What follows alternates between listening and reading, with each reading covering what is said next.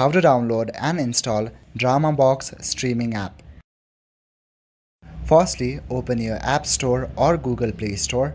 Now go to the search bar on the top and search for DramaBox streaming app. Once you do that, then search for it, and at the top you will see the app DramaBox streaming app. Select the app and click on the install option to install the application to your device. You can scroll down to check reviews and other settings.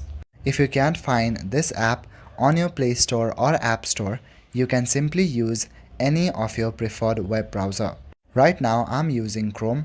Go to the search bar again and type in DramaBox streaming app.